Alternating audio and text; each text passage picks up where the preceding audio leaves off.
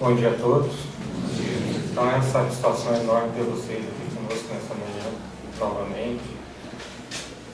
E antes de nós iniciarmos a reunião, eu gostaria de dar um recado para aqueles que gostam de ler.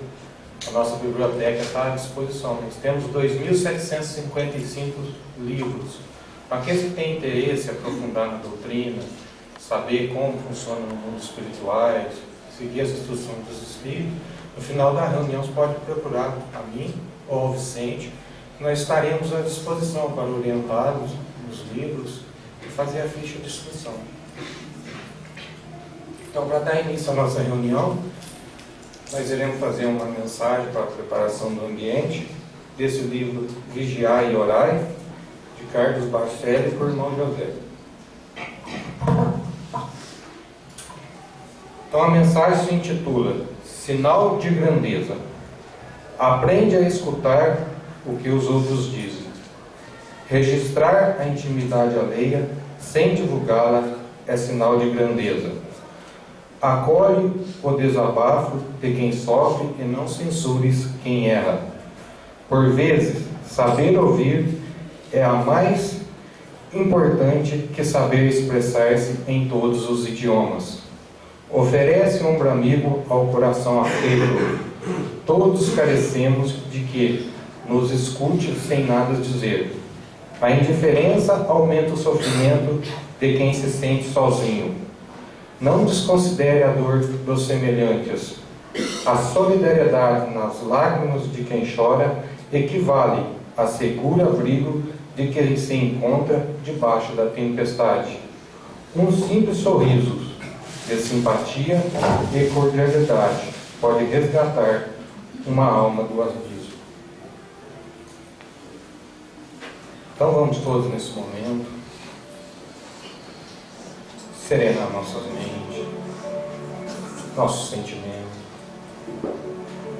e vamos lembrando da figura de Jesus, o mestre amigo, o meio, amado e compreensivo de todas as horas, de todos os momentos, e vamos procurar ouvir na acústica de nossa alma as suas palavras doce e meiga, onde duas ou mais pessoas sinceramente estiverem reunidas em meu nome, ali estarei presente.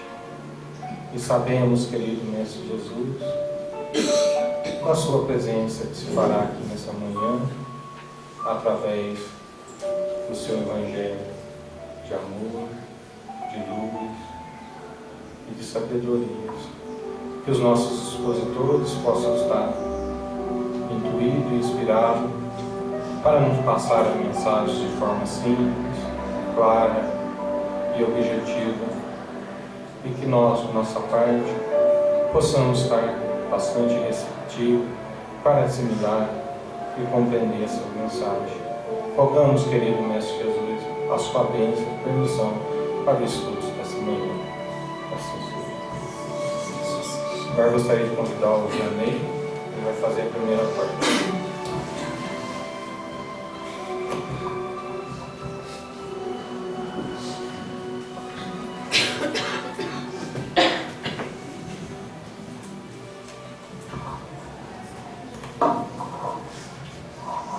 Bom dia.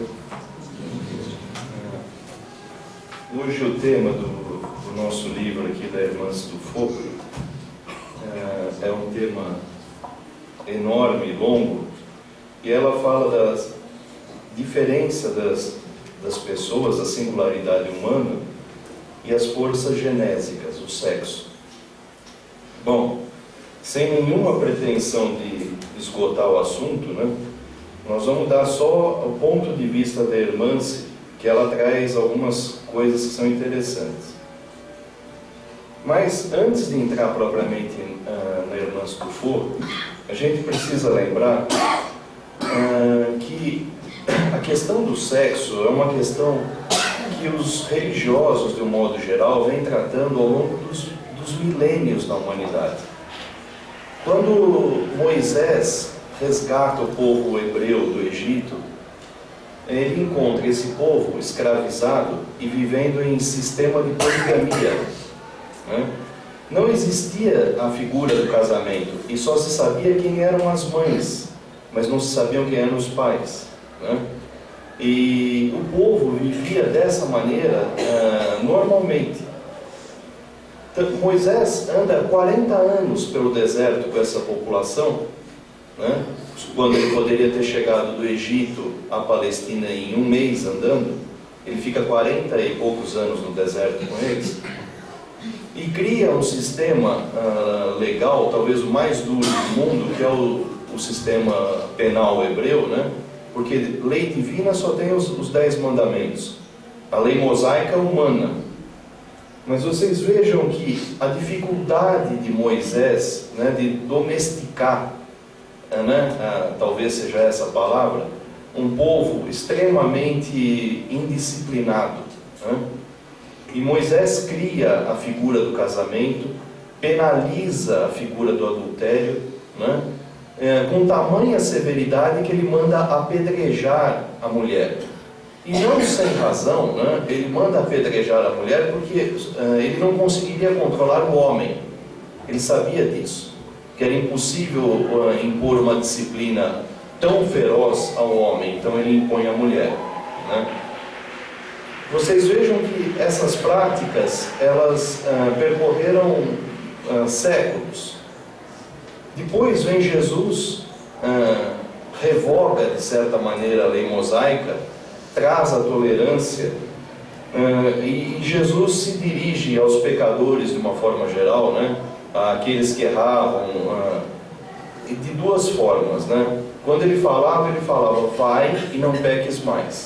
Ele liberava a pessoa daquele momento, mas recomendava que não se fizesse de novo. E quando questionado por que andava Jesus com pessoas de má vida, né? Que má vida para os judeus da época eram os cobradores de impostos, que eram os publicanos, e as prostitutas, né? Como se as prostitutas da época não tivessem clientes, né? Mas eram só essas duas categorias as piores. E Jesus responde que não eram os sãos que precisavam de médico, né? Dando o exemplo de que ele não se afastava do vício, mas ele combatia o vício, né? Mais tarde, Paulo de Tarso, profundamente inspirado e também com enormes dificuldades nas igrejas nascentes através das epístolas, eu vou citar apenas duas que eu acho importante. Ele diz num trechinho da epístola aos Romanos, ele diz assim: eu sei e estou certo no Senhor Jesus, que nenhuma coisa é de si mesmo imunda, a não ser para aquele que a tem por imunda. Em um outro trecho, em uma outra epístola aos Efésios, Paulo fala assim: assim devem os maridos amar as suas esposas, como a seus próprios corpos.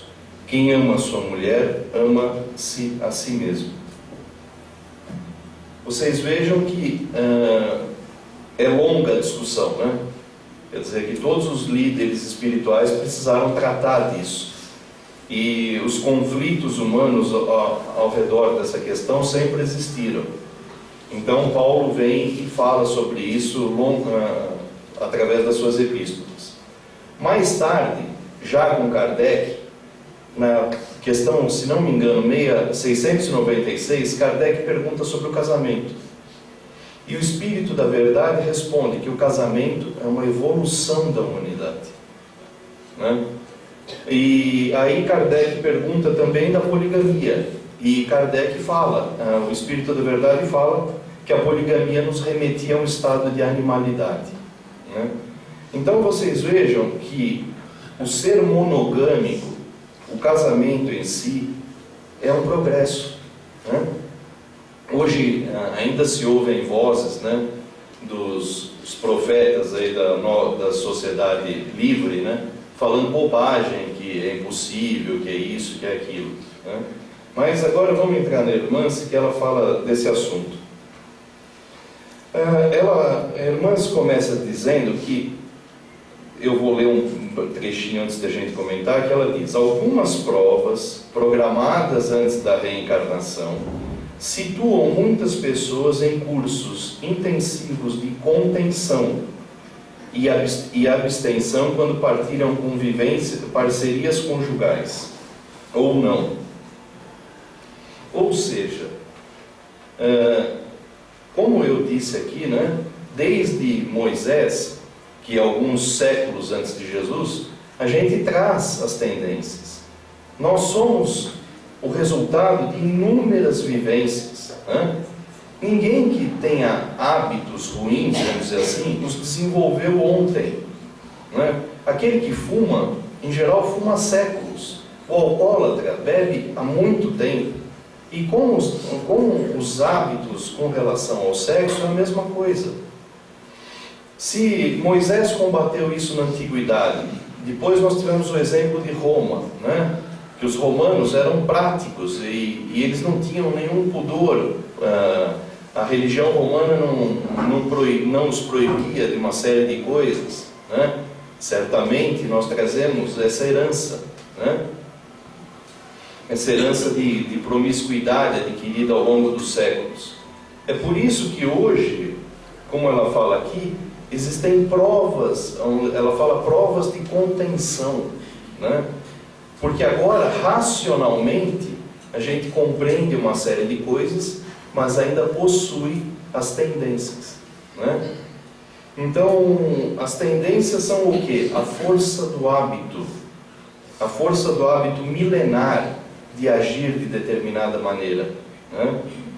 Aí você tem um contato com o Cristo, né? Que te liberta de certa maneira, mas tem a força do hábito que te puxa para trás. A irmã, ela fala, tem um trecho que eu acho importante comentar, que ela diz o seguinte: a abstinência nem sempre é solução, e pode ser apenas uma medida disciplinar, que nem sempre significa um ato educativo. Por educar, devemos, sobretudo, desenvolver as qualidades íntimas, capazes de nos habilitar ao trato moral seguro com a sexualidade. Ela fala aqui: agora nos cabe o desafio de refazer os caminhos. Sexo responsável, eis o grande desafio ético que nos espera. Vocês vejam que ela, de um modo geral, ela não nega, né? E ela diz que a simples abstinência por si só não resolve, se ela gerar conflito, né? Então, é uma questão de educação.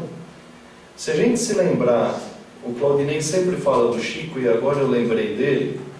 Se a gente lembrar, por exemplo, naquele programa de entrevista, o Pinga Fogo, que ele deu lá nos anos 60, que toda hora passa na televisão, ele fala do sexo, o Chico fala, né?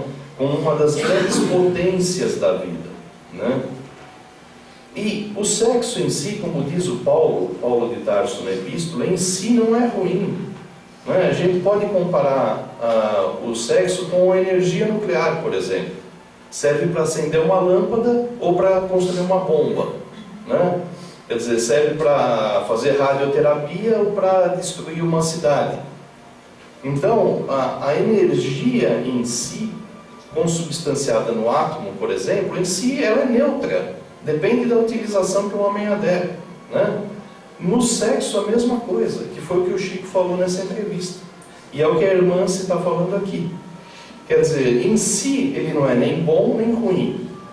Aliás, ele é bom, porque, como ela diz aqui, ele é responsável. Ela fala o seguinte: a troca de estímulos e sensações revitaliza o tônus energético com o qual o corpo e a alma se manifestam. Ou seja, o sexo sadio é importante, é bom, não ruim. As religiões, né, depois no que se tornou o cristianismo, né, depois do século III, quando vira a igreja, sem crítica à igreja, mas aí entrou aquela figura do pecado e tudo aquilo, né, que a gente já sabe, e aí tudo ficou pecaminoso e tudo ficou imundo, como Paulo fala, né? mas na realidade nada tem de imundo. Agora, a irmã se fala o seguinte: fazer um encontro com o homem velho, descobrir-lhe os apelos e tratar-lhe as tendências. Ou seja, é importante, segundo a autora, que a gente reconheça as nossas tendências, né? Isso é uma coisa que muita gente nega, né? Então, eu ainda penso nisso. Eu ainda tenho essas tendências. Esses pensamentos passam pela minha cabeça, né? Quer dizer, eu reconheço, né? Eu ainda tenho vontade, né? Isso não é só em relação ao sexo, é em relação a tudo, né? É em relação a você liberar o homem velho que tem dentro de você e agir instintivamente, né? Se nós fizéssemos isso, nós perdêssemos nossos freios sociais que nós temos adquirido com a educação e com tudo mais, como nós iríamos agir, né? Como nós iríamos agir? Nós iríamos ser extremamente violentos, né? Contundentes, impacientes, intolerantes. E na realidade não é que nós iríamos ser, nós somos, mas nós nos contemos, né? Nós trabalhamos isso dentro de nós. Então, a educação é uma conquista do dia a dia. E com relação ao sexo é a mesma coisa. Ela fala, fazer um encontro com o homem velho, ou seja, reconhecer as tendências que ainda nós possuímos, né? Ser sincero consigo mesmo. Não, na realidade eu gostaria de ter uma dúzia de mulheres, né? É isso que se gostaria. Na realidade eu gostaria de não ter nenhum compromisso, não ter nenhuma responsabilidade, né? Não precisar suportar a parte ruim, né? Só a parte boa. Essa é a tendência. Isso é o que ainda habita dentro da maioria de nós, né? E aí ela fala, tratar as tendências, né? Descobrir os apelos e tratar as tendências. Aí ela recomenda algumas ações. Comprometimento com a mudança. Nós sabemos, não somente em relação ao sexo, mas em relação a diversas tendências que nós possuímos, que nós precisamos mudar. Eu preciso melhorar, né? Mas isso não é fácil. E ela fala, comprometimento com a mudança, porque nenhum recurso de fortalecimento da vontade terá resultado eficaz, se não for precedido de um comprometimento íntimo de mudar. Um comprometimento íntimo de mudar, né? Então, se a nossa vontade não estiver realmente comprometida, é só discurso. É só discurso. Importa sempre lembrar a figura de Madalena. Jesus, quando a encontra, a liberta de uma teia obsessiva que ela sofria. Não era apenas uma obsessão, mas toda uma teia de obsessões que a aprisionavam no vício, né? Quando Jesus faz essa liberação e ao contato do Cristo, Madalena se renova, ela se renova de verdade. Paulo de Tarso, se não me engano, no Paulo Estevão, ele relata que ele havia se impressionado com inúmeras figuras do Evangelho, com João, com Maria de Nazaré, mas nenhuma personagem o havia impressionado tanto quanto Maria Madalena. Isso são palavras de Paulo. Então vocês vejam a questão do compromisso com a mudança. O Claudinei até falou de que na ressurreição o Cristo reaparece para quem? Para ela. Em primeiro lugar, ela vai comunicar aos apóstolos que o Cristo havia voltado. Por quê? À toa? Jesus fez isso aleatoriamente? Nós sabemos que não, né? Nada que o Cristo fez foi aleatório. E Jesus fez isso para comunicar à humanidade que é possível mudar. É possível refazer os caminhos. É possível melhorar, né? Mas, voltando à irmã, ela fala o seguinte, ela dá uma segunda recomendação. paciência na obtenção de resultados. Ela diz: reeducar é tentar novamente, aplicar como se deve. Isso pede persistência na luta e paciência com os frutos que surgirão inevitavelmente a seu tempo. Então, o que ela está dizendo? Nós temos que ter paciência conosco mesmo, né? Isso não quer dizer uma tolerância infinita conosco, né? Quer dizer, mas paciência. Ou seja, hoje eu não consegui da forma como eu gostaria, amanhã será melhor. Eu vou tentar novamente, eu vou me reeducar. Por que os alcoólatras, por exemplo, no AA, falam: hoje eu não beberei? E é uma conquista diária.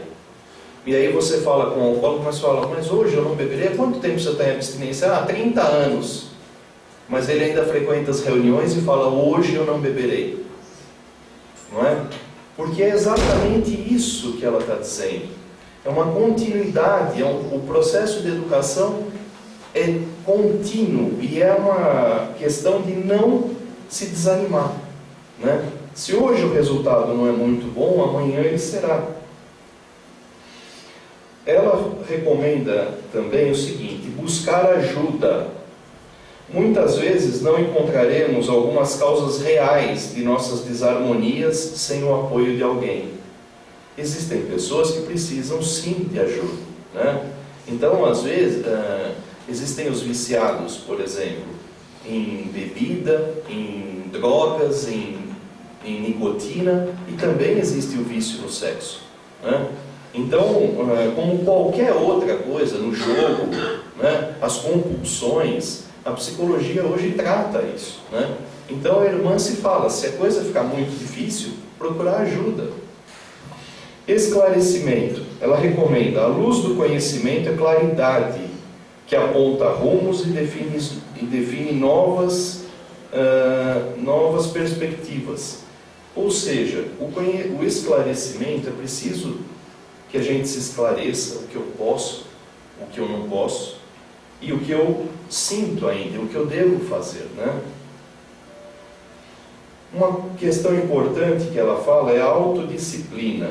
Vigiar a palavra que excita e cria vínculos com forças invisíveis.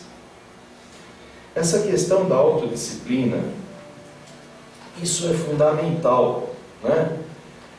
Na tradução do Novo Testamento do Haroldo Dutra Dias, tem aquela questão da vigilância, orai e vigiai, né?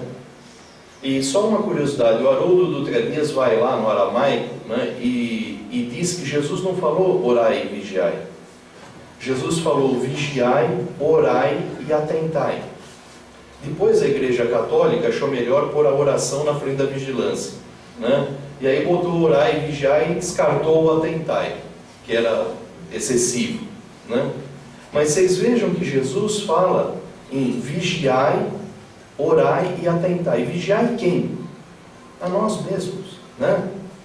Então, essa questão da autodisciplina, né, de vigiar o que se fala, porque a palavra está carregada de energia, né? Então, aquilo que eu falo tem efeitos, né, nos outros, em mim mesmo, na espiritualidade. André Luiz, no livro Mensageiros da Luz, ele relata o caso de um homem que era solteiro, que não estava fazendo mal a ninguém e que era um frequentador de prostíbulos, né? E num belo dia, esse senhor adquire uma tremenda obsessão. 2 espíritos que simpatizaram com ele, que viviam naquele ambiente, grudaram nele. Aí ele não ia mais a lugar nenhum sem essas 2 entidades, né? E aí começou uma troca, né? Porque a obsessão é um conúbio mental, é uma simbiose. Começou uma troca entre eles, né? E aí é lógico que tudo aquilo que ele tinha de ruim ficou pior, porque a obsessão potencializa isso. Então vocês vejam que essa questão de autovigilância, de autodisciplina, só dele ir no ambiente, não que aqueles espíritos fossem inimigos dele, ou que o perseguissem, ou que quisessem o seu mal, mas se serviam dele, né? Então, precisa cuidado, né? A irmã se fala numa outra regrinha que ela diz o seguinte: romper com os padrões, né?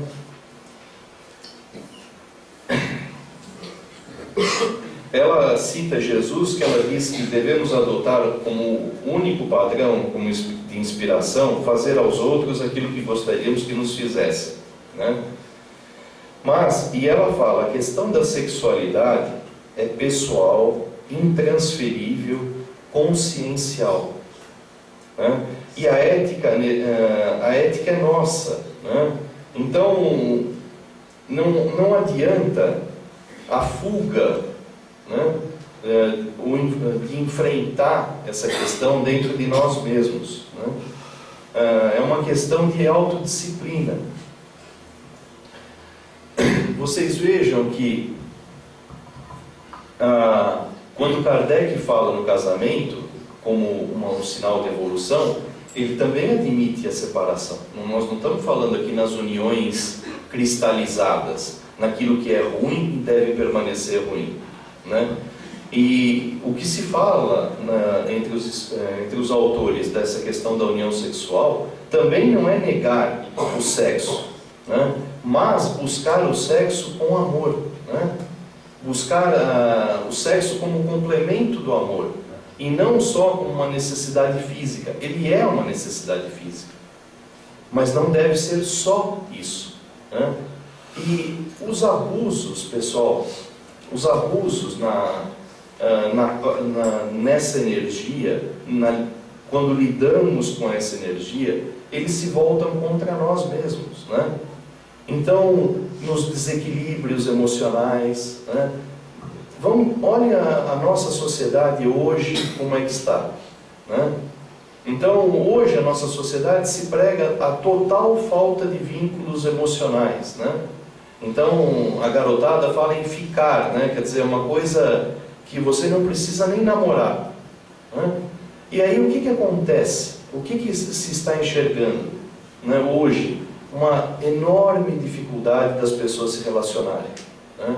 Uma enorme dificuldade das pessoas encontrarem o seu parceiro adequado, a felicidade, que é o que se busca, né? Por quê? Porque, primeiro, você abusa dessa energia com toda a promiscuidade que se possa ter. Aí, num dado momento da vida, você fala: chega, agora eu não quero mais isso, agora eu quero achar a esposa ideal. Não é assim, né? Aí nós não vamos achar, né? Aí nós não vamos nem identificar essa pessoa, né? Porque nós não nos preparamos para isso, né? Então, nós temos que ter senso crítico. A irmã se fala muito em vigilância do pensamento. O nosso pensamento produz imagens, e essas imagens às vezes nos excitam, nos deprimem, né? Então, a vigilância sobre si mesmo também é a vigilância sobre o que se vê. Se algo me perturba, eu vou evitar, né? Os budistas dizem que só se cobiça aquilo que se vê, né? Então, tem coisas que é melhor eu não ver, né? Hoje a nossa sociedade está erotizada demais, né? Se usa o corpo da mulher para vender desde cerveja a avião, né? Então, tudo justifica isso, né? Então, eu vou evitar aquilo que me faz mal, aquilo que me perturba. Se eu estou num programa de restabelecimento íntimo, eu não vou em determinados ambientes.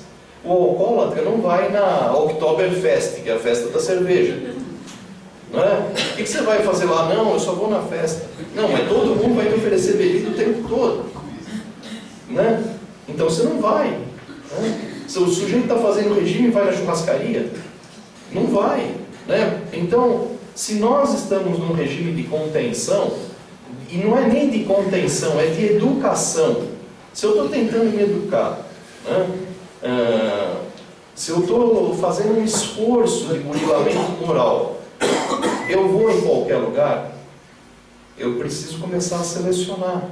Começar a selecionar as pessoas, as conversas, os programas de televisão, né? Até que isso não me afete mais. Não que a gente deva viver como um frei no alto do monastério, porque isso também não funciona, a humanidade já tentou, né? Não funciona. Eles faziam vinho, enchiam a cara, faziam tudo de errado, só entre eles. Eu acho que era pior, né? Então não adianta o isolamento, mas enquanto aquilo me incomodar, eu vou evitar, né? Enquanto eu não tiver o pleno domínio, eu vou evitar. E a questão do pensamento é fundamental. Se a gente pensar, por exemplo, as grandes religiões do Oriente, por que elas trabalham com meditação? Né? O budismo, o hinduísmo, todas as religiões do Oriente, por que o hábito de meditar é tão importante? Porque o seu pensamento cria, né? O nosso pensamento plasma as coisas. E se eu der vazão à minha imaginação, quer dizer, se eu ficar pensando o dia inteiro em mulher, é evidente que eu vou criar toda uma atmosfera e uma condição de que tudo isso vai vir em cima de mim, né? Tanto os desencarnados quanto os encarnados, porque eu vou estar chamando isso para mim. Então essa questão do pensamento é muito importante, né? Não fantasiar excessivamente, né? Ter uma certa disciplina naquilo que se pensa, né? Então, sem falsos moralismos, né? Mas como ela falou, educação, né? E persistência nessa educação. Hoje não foi tão bom, eu pensei tudo aquilo que eu penso sempre, amanhã eu vou pensar menos, né? Ou agir menos, mas essa busca, esse comprometimento com a mudança, né? Paulo chega no fim da sua vida e ele fala: não sou eu mais quem vive, mas o Cristo que vive em mim, né? Será que foi fácil para Paulo, por exemplo, de patrício romano, a condição que ele chegou? Eu acredito que não. Eu acho que ele teve que lutar muito com as suas próprias tendências, né? Será que para Madalena foi fácil? Porque ela nunca saiu da sociedade na qual ela sempre viveu. Ela sempre esteve ali em Jerusalém, né, encontrando os antigos clientes. Será que foi fácil para ela? Então, ninguém diz que é fácil. Um programa de reeducação não é fácil, né? Às vezes às vezes é doloroso, mas é uma questão de ter esse compromisso com a mudança, conosco mesmo, né? É isso aí, pessoal. Que Jesus nos abençoe.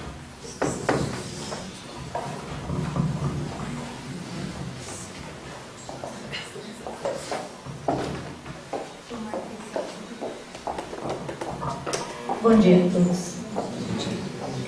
Hoje a nossa tarefa é comentar o item 8 do Evangelho segundo o Espiritismo, no capítulo 8 também. E nesse capítulo nós vamos encontrar algumas coisas importantes que Jesus veio nos dizer. Nós sabemos que Jesus atendia mães aflitas que rogavam pelos seus filhos, percebia com clareza a dificuldade, a angústia, as limitações, o medo que existia dentro das pessoas. Atendia crianças, atendia jovens, conversava com as pessoas de má vida. Ele restituía a saúde às pessoas, remendava os corpos dilacerados das pessoas que sofriam até mesmo com a lepra. Abria olhos, abria ouvidos, expulsava espíritos que naquela época eram chamados espíritos imundos. Mas isso não era o essencial. Jesus sabia que por mais que ele consertasse os corpos, esses corpos se desjuntariam, porque é da lei natural. Todos os homens marcham para a morte. E mais cedo ou mais tarde, todo aquele esforço que havia sido feito para restituir a saúde teria que ter o seu fim. Então foi assim que nós, compreendendo a compaixão que Jesus tinha pelos sofredores, ele os ajudava, ele os curava, mas recomendava que eles não voltassem a errar. Este era o grande segredo. Então, Jesus sabia que por mais que ele trabalhasse materialmente pela felicidade das pessoas, o que ele podia fazer de melhor era ensiná-las a elas mesmas buscarem a saúde, o equilíbrio, a felicidade. E como que Jesus poderia fazer isso? Através das suas palavras. Por isso, aquilo que Jesus falava admitiu, assumiu ali naquele momento tão breve da sua passagem pela terra, um regime de urgência. Era urgente que ele pudesse falar às pessoas, ensiná-las os caminhos corretos para o equilíbrio, para o bem proceder, para a felicidade. Então as palavras de Jesus se tornaram fonte incomparável de bênçãos que nos atingem a todos, agora mesmo. Tudo aquilo que Jesus falou há tanto tempo atrás é para nós uma mensagem agora, uma mensagem atual. O ministério verdadeiro de Jesus era clarear as almas, tirar as pessoas daquela sintonia de orgulho, de egoísmo, era fazer com que nós entendêssemos que é indispensável nós quebrarmos os vínculos que nós temos com a culpa, porque nós nos sentimos culpados por tantas coisas, por coisas que nós não conseguimos, por coisas que nós já fizemos, por coisas que nós gostaríamos e não conseguimos fazer. Então era importante que nós entendêssemos que a felicidade e a saúde são um trabalho nosso, são tarefa exclusivamente nossa, porque o que Jesus queria era que a nossa luz brilhasse. Ele queria que nós aprendêssemos que nós podemos fazer tudo de bom que nós desejamos fazer na nossa vida. No Evangelho, item 8, Kardec seleciona um trecho do Evangelho de Mateus, capítulo 15. E nós precisamos sempre da fonte, porque hoje vocês ouvem as minhas palavras, mas daqui a pouco vocês mesmos vão lá nas suas casas, pegam a Bíblia, o Novo Testamento, abrem no texto, vão à fonte, ler, fazer as suas reflexões e interpretar segundo as suas necessidades. Diz assim: então os escribas e os fariseus que tinham vindo de Jerusalém se aproximaram de Jesus e lhe disseram: por que vossos discípulos violam a tradição dos antigos? Pois eles não lavam as mãos quando tomam as refeições. Mas Jesus lhes respondeu: por que vós mesmos violais o mandamento de Deus para seguir vossa tradição? Pois Deus fez este mandamento: honrai vosso pai e vossa mãe. E este outro, que aquele que disser palavras injuriosas a seu pai ou a sua mãe seja punido de morte. Mas vós outros vos dizeis: todo aquele que tiver dito ao seu pai ou à sua mãe, toda oferenda que faço a Deus vos é útil, satisfaz a lei. Ainda que depois disso não honre nem assistam seu pai e sua mãe, e assim tornastes inútil o mandamento de Deus por vossa tradição. Hipócritas, Isaías bem profetizou de vós quando disse: este povo me honra com os lábios, mas seu coração está longe de mim. E é em vão que me honram ensinando máximas e ordenações humanas. Depois, tendo chamado o povo, ele, Jesus, disse: escutai e compreendei bem isso. Não é o que entra na boca que enlameia o homem. O que sai da boca parte do coração, e é o que torna o homem impuro. Porque é do coração que partem os maus pensamentos, os homicídios, os adultérios, as fornicações, os furtos, os falsos testemunhos, as blasfêmias, as maledicências. Estão aí as coisas que tornam o homem impuro, mas comer sem ter lavado as mãos não é o que torna o homem impuro. Então, seus discípulos, se aproximando dele, lhes disseram: sabeis que os fariseus, tendo ouvido o que acabais de dizer, disso se escandalizaram? Mas ele lhes respondeu: toda planta que meu Pai Celestial não plantou será arrancada. Deixai-os, são cegos que conduzem cegos. Se um cego conduz um outro, ambos caem no fosso. Esse texto Kardec selecionou com a orientação dos Espíritos para colocar neste capítulo. E é um ensinamento muito importante, muito forte, né? Nós sabemos que Moisés, quando estava disciplinando o povo hebreu, teve que instituir algumas regras, até mesmo regras sanitárias, para que a doença, para que as contaminações não exterminassem a maior parte da população que ele conduzia. Então a gente vê, às vezes, a gente fica triste quando lê lá em Números, Deuteronômio, a proibição de se aproximar dos leprosos. Os leprosos tinham uma distância obrigatória para se manterem dos sadios. Mas isso era, infelizmente, necessário, porque o contato iria contaminar uma população enorme. Então, embora a gente pense, puxa, como é cruel, a gente imagina que foi uma medida sanitária, uma medida necessária, porque não havia remédios, não havia tratamento, não havia recursos. E se a população toda adoecesse, todos morreriam. Então, o ritual de lavar as mãos. Os judeus cumprem ainda esse ritual várias vezes ao dia. Um judeu não toma sua refeição sem lavar as suas mãos do punho para baixo, jogando água nela por 3 vezes. É um ritual, é um costume. E esse ritual é repetido várias vezes ao dia, inclusive quando eles acordam. Porque, segundo Moisés, até mesmo os sonhos tornavam impuros os homens. Então, pela manhã, quando se levantam, lavam as mãos. É uma questão de procedimento, não é? Uma norma externa. O que nós não podemos deixar de refletir em relação a esse texto é que fica muito claro para a gente o que sejam preceitos materiais e o que sejam preceitos morais. Os preceitos materiais, eles se baseiam assim, no rito, na condução, na tradição, naquilo que se faz por hábito, mas nada tem a ver com o coração.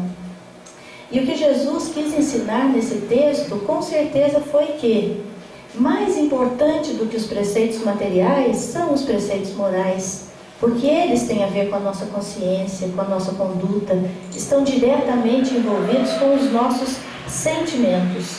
Então, os preceitos morais partem de dentro da criatura e não de fora.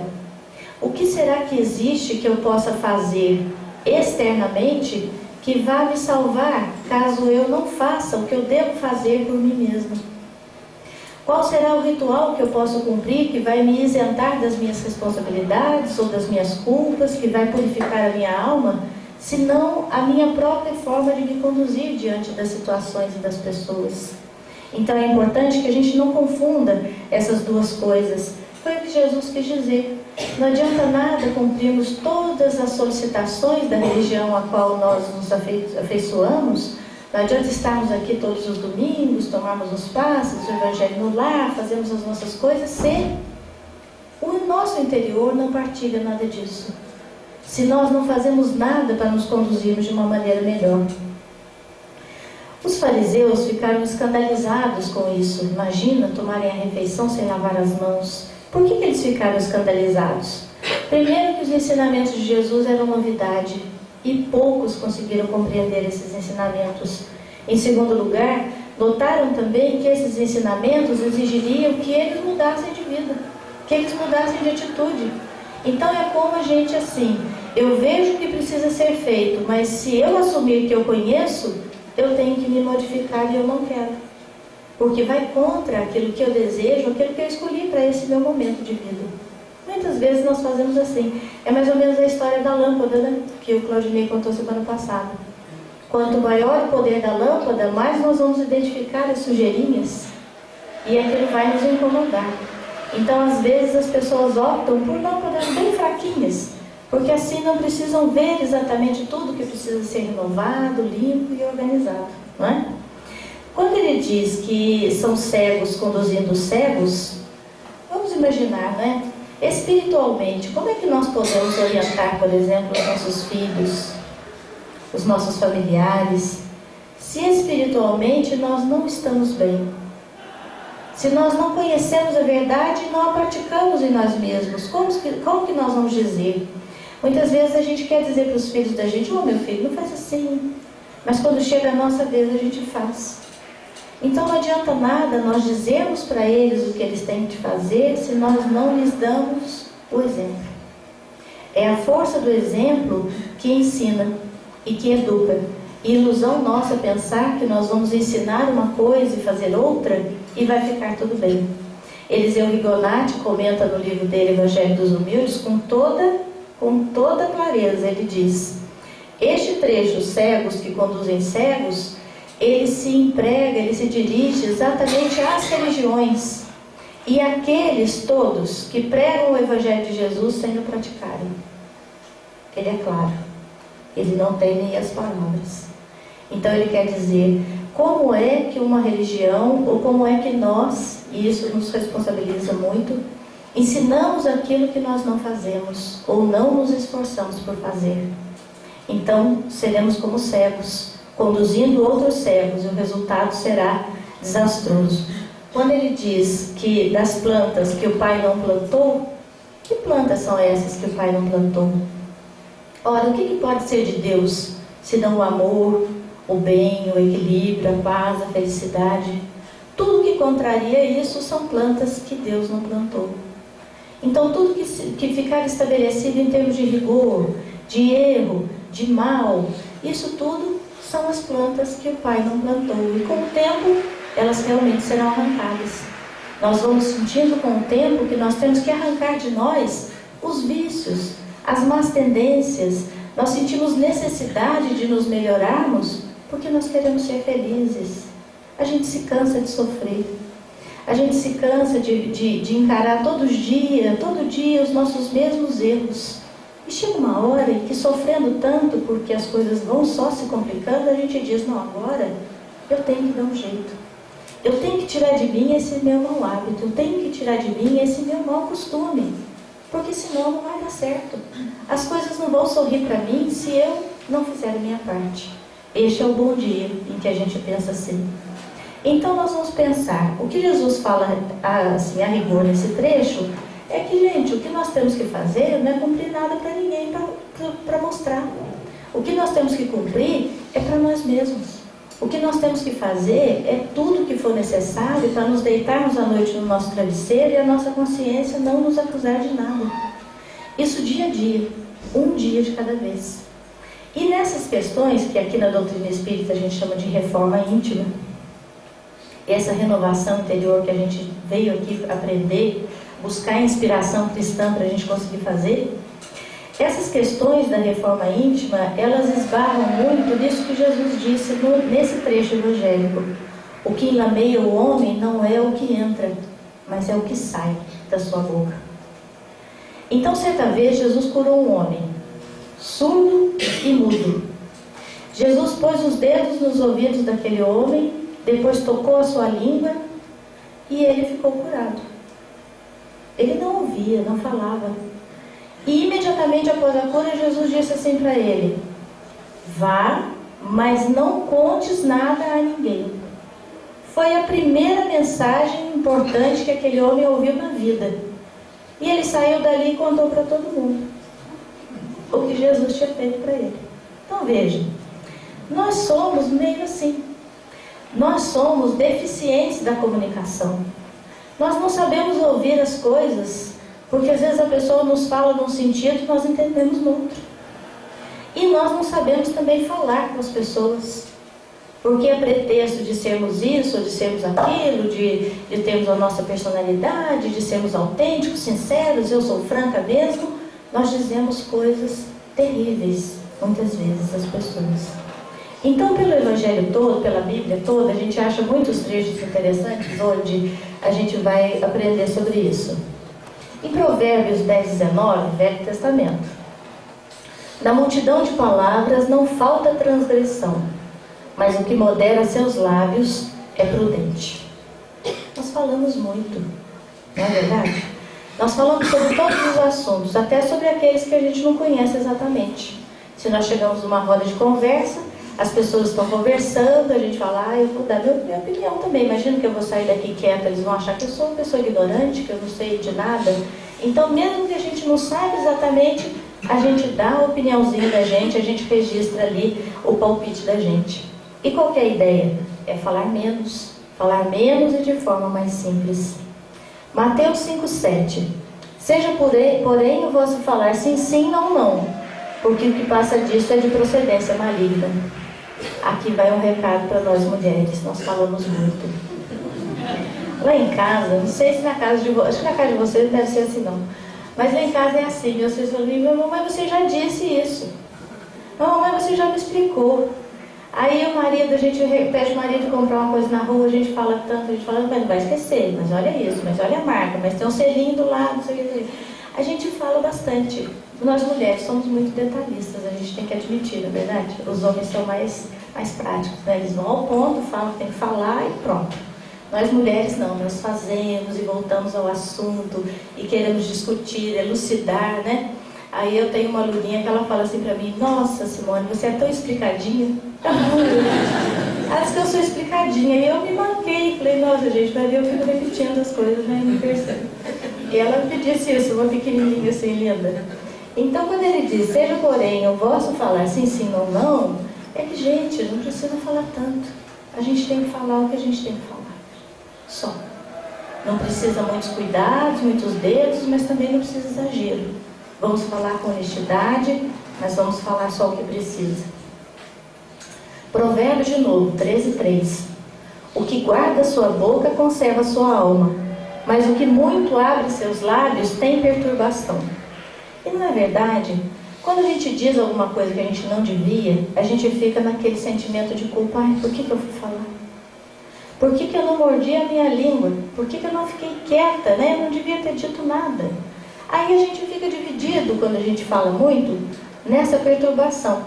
Porque a gente se arrepende de ter dito e aí, ao mesmo tempo, tem que ficar refreando o impulso porque a gente quer falar mais. Então a gente está sempre dividido. Falar demais é um conflito complicado de administrar. Mateus 12:34. Pois do que há em abundância no coração, disso fala a boca. Aqui veio a solução. Aqui é a definição. Tudo aquilo que a gente fala expõe como a gente é e o que a gente sente. Então aquilo que a gente fala mostra o que vai dentro do nosso coração. Então vejamos, palavras amargas, palavras pessimistas. Que tipo de coração é esse? Cheio de mágoa, cheio de rancor. Palavras que ferem, que machucam as pessoas, que apontam, que acusam, mostram um coração orgulhoso, que se sente melhor que o outro e que por isso se acha no direito de ferir. Palavras que reclamam, palavras de queixas. Você encontra a pessoa, ela está sempre reclamando uma coisa, outra coisa. Um coração egoísta. A pessoa acha que o problema dela é o maior de todos, então ela tem o direito de ficar comentando o tempo todo. Mas se forem palavras de consolo? As palavras de consolo mostram um coração cheio de compaixão. As palavras de encorajamento mostram um coração caridoso. As palavras de perdão mostram um coração amoroso. Então, a boca fala daquilo que está cheio o coração. Segunda epístola de Timóteo, capítulo 2, versículo 16. Mas evita os falatórios profanos, porque produzirão maior impiedade. Falatórios profanos. Quem de nós não tem lembrança de uma situação constrangedora ou de um momento difícil que a gente passou, porque alguém falou alguma coisa da gente? A gente se lembra: nossa, certa vez eu passei uma situação difícil porque tal pessoa falou uma coisa mal colocada ou mal intencionada. Mas talvez com o mesmo grau de certeza, alguém também se lembre da gente, pelo mesmo motivo. Porque nós falamos algo que a constrangeu, que a envergonhou e que muitas vezes não era nem verdade daquela forma. Então, essa questão é a verdade. Falatórios profanos produzem impiedade. A gente não pode dizer das pessoas, não é? As coisas que a gente realmente não sabe como que aconteceram ou qual foi a motivação. Em 26:41 eu tive a mesma ideia que ele, ó. Vigiai e orai. Só que eu pus o vigiai na frente, você viu? Vigiai e orai para que não entreis em tentação. Em Mateus 26:41 está assim. Por que isso? Porque a nossa reforma íntima é uma tarefa grande. Não é para uma existência só, é para muitas. A gente vai se reformando a pouco e pouco. Se nós não vigiarmos o que a gente fala, a gente cria tantos conflitos no entorno, a gente sofre tantas dificuldades com as pessoas, nos relacionamentos, na convivência, que fica impossível continuar. Então, se nós começarmos por vigiar aquilo que a gente pensa e aquilo que a gente fala, com certeza nós vamos ter assim uma larga vantagem. Nós vamos ter uma possibilidade maior de trabalharmos essa nossa reforma, de nos clarearmos, de nos iluminarmos de uma forma mais tranquila, mais saudável, mais positiva e muito mais feliz, com certeza. Agora nós vamos passar então para a irradiação e em seguida para os passes.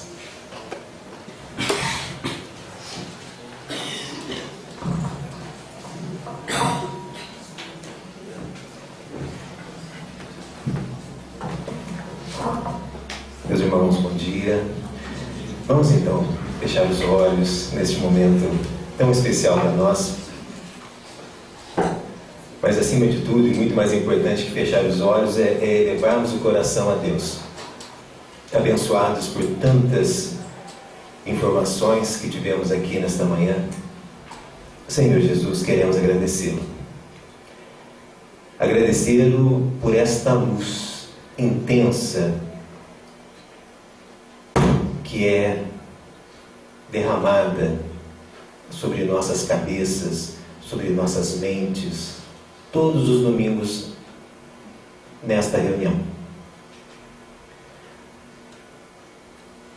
São informações que, com certeza, nos trazem um compromisso muito maior com a vida. E o mais interessante de tudo isso, não temos mais caminhos de volta.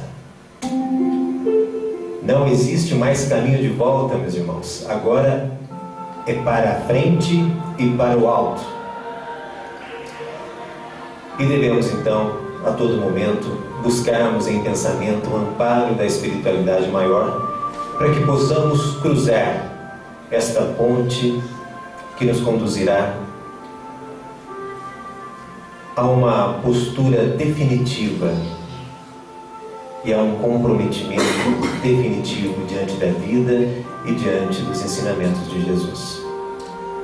Agradecemos por esta manhã, por todos os ensinamentos que o Vianney e a Simone nos trouxe. Agradecemos pela iniciativa que tivemos nesta manhã, de virmos aqui. Agradecemos por podermos, neste momento, energizados pelo ambiente, pelo abraço da espiritualidade, lembrarmos daqueles que não vieram, lembrarmos daqueles que talvez nunca tenham a oportunidade de estarem dentro de um espaço como esse. Especialmente aqueles que sabemos enfermos. Vamos trazer para a nossa tela mental a imagem desses irmãos. Já dissemos aqui, o pensamento cria, o pensamento plasma. Vamos mentalizar essas pessoas, envolvê-las em um halo de muita luz, vibrarmos positivamente para cada uma delas, mas também para aqueles que já partiram, parentes nossos próximos, amigos. Vamos imaginá-los no plano espiritual sendo socorridos, envolvidos por muitas bênçãos.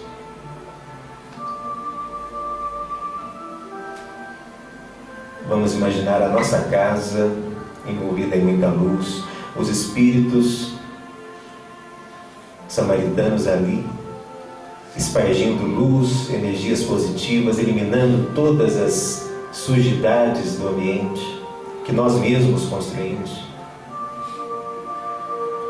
Agradecemos. Que seja neste momento final do nosso encontro este o sentimento que prevaleça. O sentimento de gratidão pelas bênçãos que a vida nos traz e pelas luzes do Evangelho redivivo do Cristo, traduzidos pela codificação espírita.